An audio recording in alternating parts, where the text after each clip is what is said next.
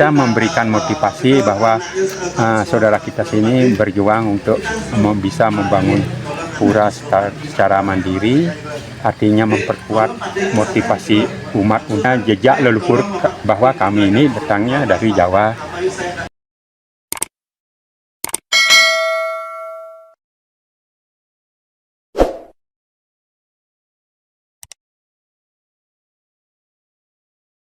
Kabupaten Jombang yang saya hormati, Bapak Ketua Perisade Dusun Desa Wates, Dusun Wates Desa Galang Dowo yang juga saya hormati, dan Parisade Indodharma Kecamatan Wonosalam juga saya hormati.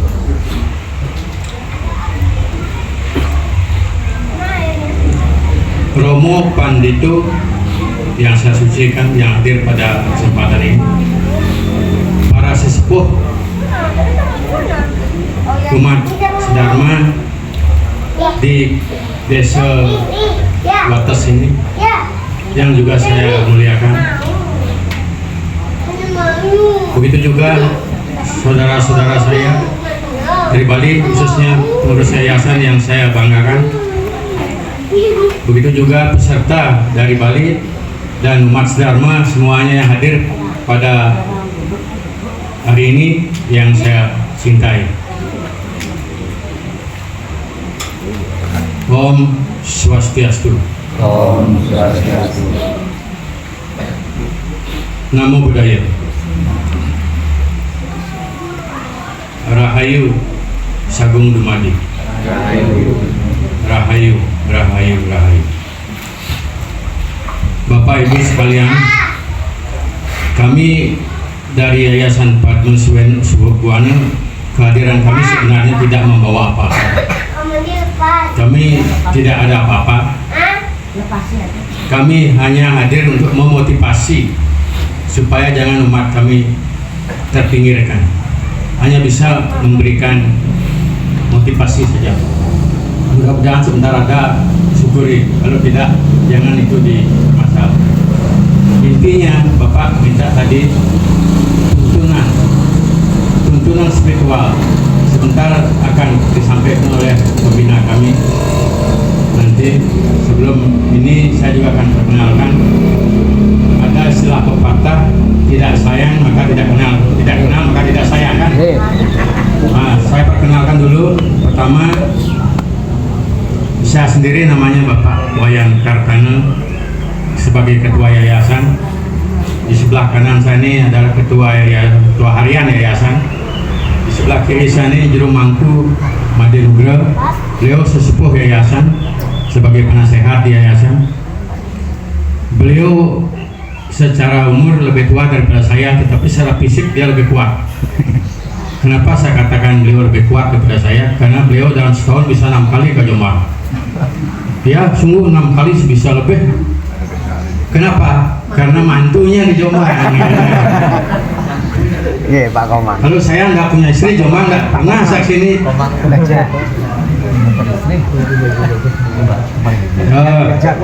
Selanjutnya seperti yang Pak sampaikan tadi itu meminta tuntunan spiritual. Pembina saya itu ada beliau Pak Made, Juru Mangku Made Budi Arnamo. Beliaulah satu-satunya pembina yayasan yang mewarisi ajaran Siwa Buddha yang kami tekuni di Bali. Sebenarnya ajaran itu datang dari sini, Pak, bukan di Bali dia. Ajaran dari sini dibawa ke Bali pada saat tentunya menyampaikan tuh. Tapi masih kita syukuri, masih bersyukur masih ada sisanya di Bali. Ya, masih ada kita bawa ke sini lagi. Kalau habis itu kan seperti pitik bilang ini ya, bilang ya. Ya, syukur masih ada. Dan perjuangan untuk mendapatkan pengetahuan ini juga luar biasa. Dari muda beliau melanglang buana mencari, dari muda. Biasanya orang muda kan susah mencari pacar, mencari uang. Tapi beliau tidak mencari sastra dia. Itulah kelebihan. Itulah kita syukuri kita punya seorang pembina yang betul-betul dianugerah oleh Tuhan jalan seperti ini sehingga kita bisa menikmati semuanya. Selanjutnya seperti apa yang saya sampaikan tadi, saya sini bukan bawa apa-apa, tidak bawa apa-apa, tidak bawa uang, kami tidak punya apa-apa, tetapi ya, kami selalu memotivasi perkembangan yang ada di Jawa. Perjalanan kami melihat dari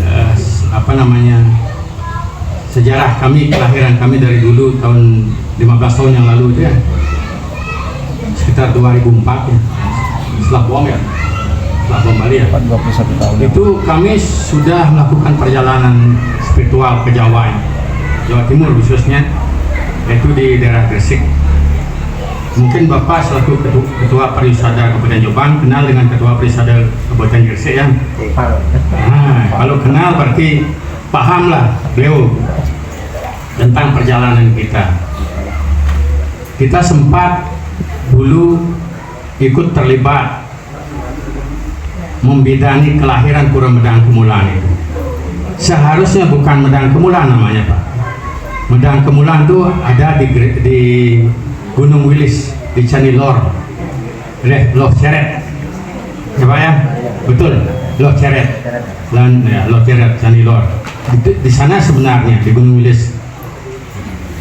Tapi pura itu sudah dibangun oleh orang Singaraja namanya Pak Ketut Sumiarte. Pak Ketut Sumiarte yang membangun di Wilis. Saya tanyakan kepada Pak Sumiarte langsung melalui telepon, Pak Ketut, kenapa tidak menamakan pura itu Medang Kemulan? Uang saya juga tidak tahu asalnya. Perjalanan Pusendo saya juga tidak tahu. Dan di sana yang di Gresik itu yang saya semua teman-teman ini yang memberikan nama Medang Kemulan. Karena apa? Karena saya juga tidak tahu dari mana datangnya, dulu dari Jawa Tengah ke Jawa Timur. Konon dulu pertama datangnya beliau ke Jawa Timur itu di daerah Tamlang. Saya tidak tahu di mana Pak.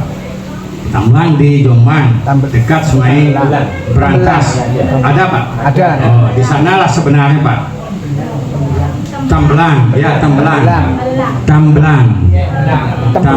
Itulah pertama kali Empu Sendok datang menyebarkan agama Siwa Budaya. Ya.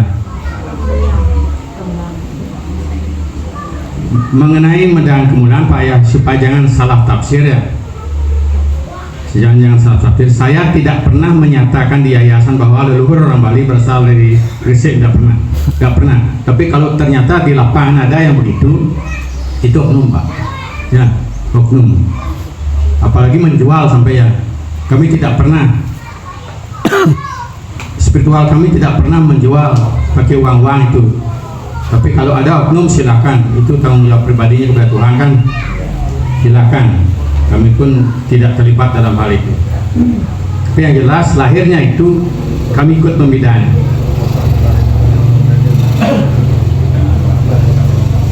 Ya. Ya. Asal muasal itu biar kita paham. Ada Pak, ada sejarahnya. Bapak baca aja nanti itu lebih mendetailnya. Ya, secara garis besar ya, yang jelas kami di Yayasan Padma Siwa Bona itu ikut andil gitulah. Tapi kami sekarang mundur karena agak lain perjalanannya agak lain, kami mundur. Apalagi ada jual-jualan lagi, kami tidak dagang ya. Murni spiritual. Silakan kalau yang di sono itu mau ngapain menjual nama orang Bali berasal dari sana, silakan. Kami tidak pernah mengajarkan itu.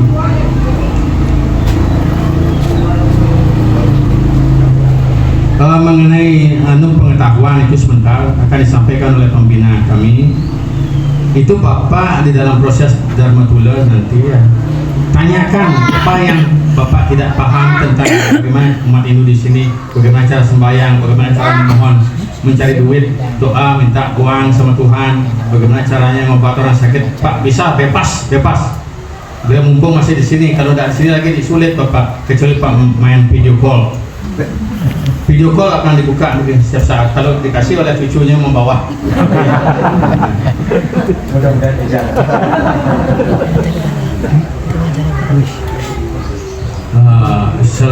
Selanjutnya tadi saya kan katakan bahwa saya sini tidak bawa uang, tidak bawa kunyil, tetapi tadi saya di sana sekedar memberikan biar adil di pura apa namanya setelah KPA itu?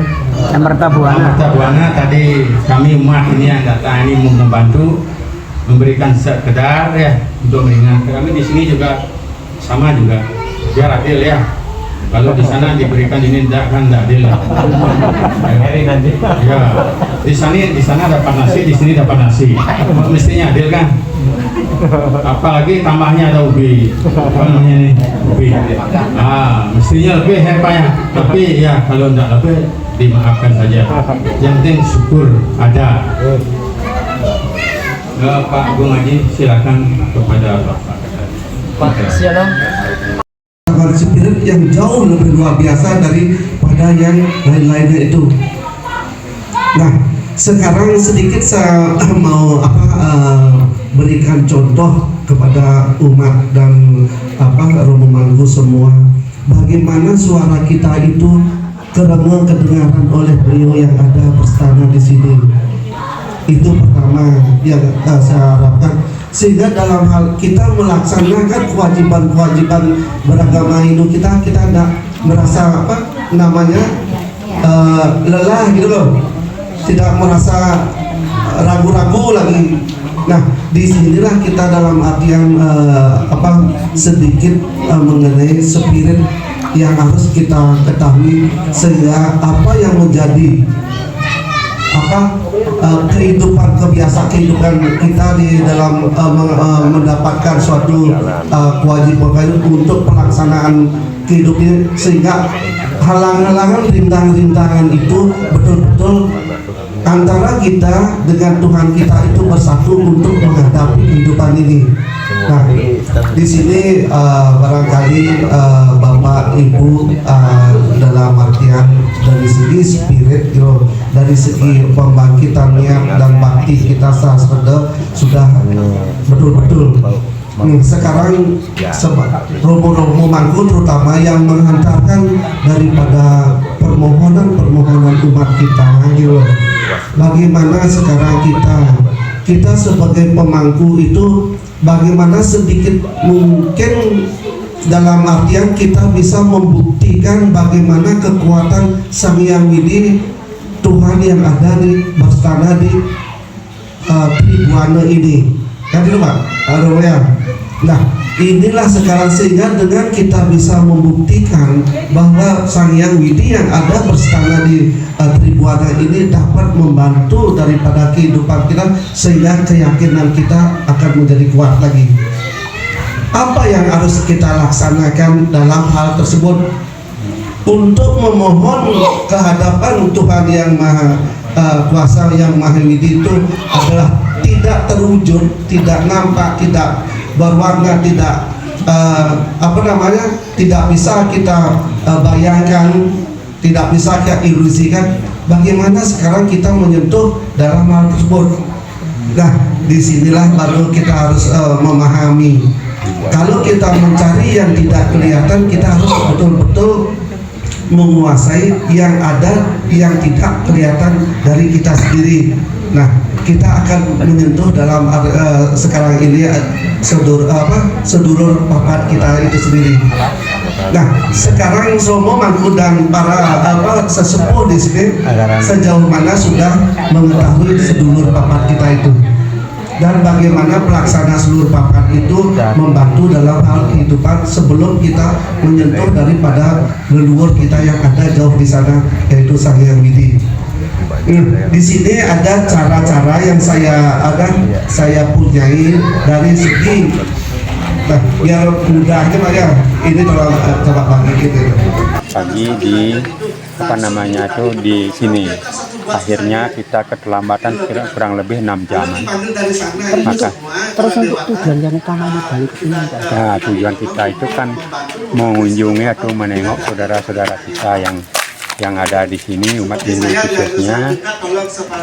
khususnya artinya kita memberikan motivasi bahwa saudara kita sini berjuang untuk bisa membangun pura secara mandiri, artinya memperkuat motivasi umat untuk percaya dengan Tuhan atau ide Sang Hyang Widi itu. Dan di samping itu kami juga ke sini istilahnya melihat artinya jejak leluhur bahwa kami ini datangnya dari Jawa ke Bali, dan istilahnya bakti kepada Tuhan atau leluhur kami yang ada di Jawa ini. Bukan kalau masalah pura, di Bali tidak kurang pura, artinya lebih sakral, mungkin lebih sakral di Bali, tapi kita ingat bahwa kita dari dulu itu memang berasal dari Majapahit, Kediri, dan Singosari. Itu yang sambung. Ada juga yang dari Solo. Itu tujuan kami ke sini. Di samping itu mungkin ada motivasi sedikit pengetahuan Hindu dan kejawen yang kami miliki dari pembina. Ya, istilahnya mungkin kalau di sini tidak ada, sudah lari semuanya pengetahuannya itu dari Jawa ke Bali, makanya kami akan seadanya akan kami berikan lagi ke Jawa, biar umat kita itu tidak pangling atau bingung mencari bagaimana itu pengetahuan yang ada setelah runtuhnya Majapahit. Jadinya beliau, para resi itu berlari ke Bali, ya, membentengi diri, dan semua pengetahuan yang ada beliau itu dibawa ke Bali. Nah, ada beberapa masih ada peninggalan beliau yang kita pelajari di Bali itu kan kami akan tetap memotivasi umat yang ada seperti di Gresik dulu, Kertobumi, Kertobuana, dan Giri Arjuna, Banyuwangi di dekat Purwo. Itu yang kami motivasi, dan beberapa kunjungan kami yang ada seperti petilasan yang ada di daerah Kediri, di daerah Empu Bradah yang ada di Siman, di Calonarang yang ada di Dusun Gurah. Tujuan kami itulah, istilahnya apapun sampai sekarang pun di Bali dipakai cerita, istilah Pecalonarangan yang sangat-sangat famous yang ada di Bali itu. Dan sini kita itu, maka kenapa kita pilih Wonosalam? Itu umat-umat kita yang ada di sini, istilahnya kan masih beberapa segelintir kurang paham dengan pengetahuan. Kebetulan ada pembina kami mempunyai, kami juga ikut juga membantu untuk kelanjutan pengetahuan yang ada, biar ada sharing istilahnya. Bukan kita kesini itu bukan menyatakan diri bahwa kami itu pintar, tidak. Artinya apa yang ada ini biar bisa berkelanjutan di Jawa. Bukannya kami membawa adat Bali ke Jawa, tidak. Tujuan kami adalah membawa, artinya mencari pengetahuan atau Tuhan atau Ida Sang Hyang Widi itu dengan pengetahuan atau ilmu, sama seperti ilmu-ilmu yang ada di Muslim, Kristen, itu sama. Karena sebenarnya apapun yang ada di umat-umat lain itu dasarnya memang dari Hindu-Hindu yang ada di tapi cuma mungkin jalurnya berbeda. Kita seperti di Bali dengan upakara atau sesajen, tapi kalau di sini kan tetap dengan pengetahuan atau japa, mantra, dan puja. Itu tujuan kami ke sini. Bukan kami istilahnya tidak ada menyebarkan untuk agama, tidak. Cuma kami memotivasi saudara Hindu yang ada di sini ini untuk memperkuat diri, mungkin bisa membentengi diri, mungkin beberapa pengetahuan yang kami berikan atau dari pembina kami biar berguna bagi umat Dharma. Ya, sekian. Terus untuk harapan ke depan, Pak? Ya, setelah Pura Tribuana bisa membangun seperti ini, untuk harapan ke depan. Harapan ini kalau pembangunan bisa megah besar, tapi kalau tidak didasari dengan pengetahuan percuma juga. Itu juga artinya nanti setelah beberapa dekade istilahnya berjalan, nanti dituntut dengan upakara atau sesajen, dia bisa lari. Itu harapnya sekarang kalau dikasih pengetahuan sebenarnya tanpa sesajen atau upakara, nanti tetap dia kuat karena tidak ada beban untuk biaya-biaya untuk kehidupan beragama gitu. Ya sedikit lah, itu tujuan kami. Terus satu lagi, Pak, ini di Pura Tribuana umatnya kan cuma 33 kakak. Iya, betul. Barangkali ada pesan-pesan bagi umat 33 kakak. Iya, harapan kami istilahnya jangankan apa namanya bertambah bertahan aja udah bagus gitu. Tapi kami misalnya kalau dari Bali tidak ada mempengaruhi ayo kita beragama gini, tidak. Itu kan murni dari hati nurani. Kita beragama itu murni dari hati, tujuannya damai. Tidak ada istilahnya oh agama itu jelek, semua agama bagus, tapi orangnya yang tinggal orangnya ya tinggal orangnya. Makanya kadang-kadang orang itu memilih oh saya ngomong gini. Tidak, semua tujuannya bagus. Mungkin kalau di Arab pakai bahasa Arab, kalau di sini pakai bahasa Jawa atau di Bali pakai bahasa, sama tujuannya, cuma caranya berbeda gitu. Beda Sama cara, seperti ya, Pak. kalau kita misalnya ke Jombang itu dari lewat Mojokerto juga bisa, dari Nganyuk, dari Kediri ke sini juga bisa gitu. Itu tujuannya sama, tidak berbeda gitu. Itu tujuan kita. Kalau boleh tahu Bapak namanya siapa? Saya Bapak Wayan Kerjana. Ini di umat Hindu di sana jadi apa, Pak? Saya seorang dalang, ya topeng, pemangku juga gitu. Ya, Iya Pak, makasih ya Pak. ya. Semoga lancar untuk acaranya di Jawa. Sama-sama. Swastiastu, Pak. Swastiastu. Makanya bahasanya itu masih